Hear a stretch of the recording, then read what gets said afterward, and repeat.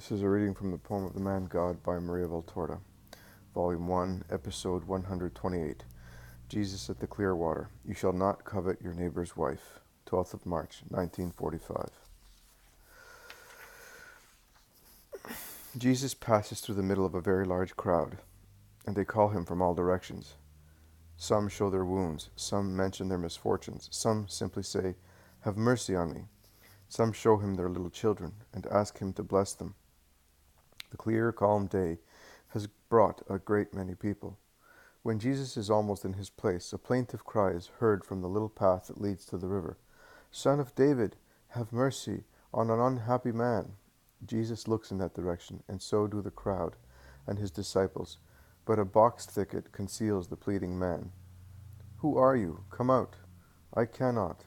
I am not clean. I must go to the priest to be expelled from the world. I have sinned, and leprosy has infected my body. I hope in you." "A leper! A leper! Anathema! Let us stone him!" shout the crowd in a turmoil. Jesus, with a gesture, commands silence and calm. He is not more unclean than anyone in sin. In the eyes of God, an unrepentant sinner is more unclean than a repentant leper. If you are capable of believing, come with me. The disciples and some curious people follow Jesus. The others crane their necks and remain where they are. Jesus goes beyond the house and the little path towards the box thicket. He then stops and commands, "Show yourself." A young man, a little older than a teenager, appears. His face, which is still handsome and fresh-looking, is lightly veiled by a very thin mustache and beard. His eyes are red with weeping. He is hailed by a group of women, all covered in veils, who were previously weeping in the yard of the house when Jesus passed by, and are now crying even louder owing to the threats of the crowd. "Oh, son," shouts a woman, collapsing onto the arms of another woman, probably a relative or a friend. I am not sure. Jesus proceeds alone towards the unhappy fellow. "You are very young. How did you become a leper?" The young man lowers his eyes, blushes, mumbles, but ventures no more. Jesus repeats his question. The young man says something more clearly, but only a few words are caught. "My father, we sinned. Not only I. Your mother is over there, hoping and weeping. God in heaven knows. I am here, and I know. But I need your humiliation so that I may have mercy on you. Speak up." "Speak, son. Have mercy on the womb that carried you," wails the mother, who has dragged herself to where Jesus is standing, and now on her knees is subconsciously holding the hem of Jesus' tunic in one hand, while she is stretching the other one towards her son, shedding scalding tears. Jesus lays his hand on her head. "Speak up," he says once again. "I am her firstborn, and I help my father in his trade. He sent me to Jericho many times to see his customers, and one had a beautiful young wife. I liked her. I went farther than I should have done. She liked me. We pined for each other, and we sinned during the absence of her husband. I do not know what happened, because she was healthy. Yes, not only I was healthy and wanted her, she was healthy too, and she wanted me. I don't know whether she wanted other men beside me and got infected. She soon withered, and now she's already amongst the tombs, buried alive. And I, mother, you have seen it. It is a little spot, but they say that it is leprosy, and I will die of it. When?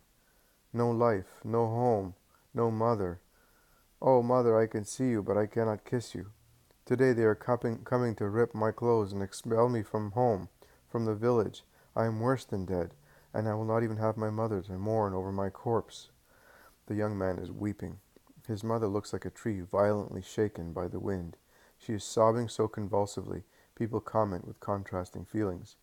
Jesus is sad. He says, "And when you were committing sin, did you not think of your mother? Were you so insane as to not remember that you had a mother on the earth and a God in heaven? And if no leprosy had appeared on you, would you ever have realized that you had offended God and your neighbor? What have you done with your soul and with your youth?" "I was tempted." Are you a little baby that you do not know that that fruit was cursed? You deserve to die without mercy. "Oh, mercy, only you can." "Not I, God. And if you swear now that you will not sin again." "I swear it. Save me, Lord. Within a few hours I will be condemned. Mother, help me with your tears. Oh, mother." The woman has no voice left. She grasps Jesus' legs and looks up with eyes dilated with pain. Her face has the tragic expression of a person who is drowning and knows that he is holding on to the last support that may save him. Jesus looks at her. He smiles pitifully. Get up, mother. Your son is cured, but for your sake, not for his. The woman cannot yet believe it. She feels that he cannot have been cured, being so far away, and shakes her head in denial, sobbing continuously. Man, remove your tunic from your chest. That is where you had the spot, so that your mother may be comforted. The young man lowers his tunic and appears nude in the eyes of everybody. His skin is the smooth, clean skin of a strong young man. Look, mother, says Jesus, and he bends to raise the woman. His gesture serves also to hold her back, whilst her motherly love and the sight of the miracle would urge her towards her son, without waiting until he is purified. As she realizes that it is impossible for her to go where her motherly love urges her, she relaxes on Jesus' chest and kisses him in a true, joyful rapture. She weeps, smiles, kisses, blesses, and Jesus caresses her compassionately. He then says to the young man, Go to the priest, and remember that God cured you for your mother's sake, and that you may be just in future. Go. The young man goes away after blessing the Savior, and at the distance he is followed by his mother and the other women who were with him, or with her. The crowds sing hosannas. Jesus goes back to his place. Also, that young man had forgotten that there is a God who commands honest morals. He had forgotten that it is forbidden to make for oneself gods which are not God. He had forgotten to keep the Sabbath as I taught you. He had forgotten a loving respect for his mother. He had forgotten that it is forbidden to fornicate, to steal, to be false, to covet his neighbor's wife, to kill himself and his soul, to commit adultery. He had forgotten everything. You have seen now how he was stricken. You shall not covet your neighbor's wife is linked to you shall not commit adultery. Lust always precedes deeds. Man is too weak to be able to crave for something without consuming his desire, and what is exceedingly sad, man is not capable of behaving in the same way with regard to his honest desires. In evil, man wishes and then fulfills his wish. In good, he wishes and then stops, if he does not retreat. Since sinful desires are widely spread like couch grass, which spreads by itself, I will repeat to you all what I said to him. Are you little babies who do not know that temptation is poisonous and is to be avoided? I was tempted, the old excuse, but since it is also an old example, man ought to remember its consequences and thus say, No.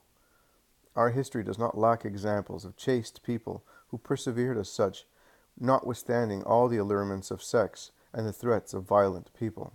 Is temptation evil? It is not.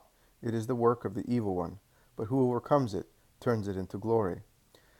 A husband who makes love with other women is a murderer of his wife, of his children, and of himself.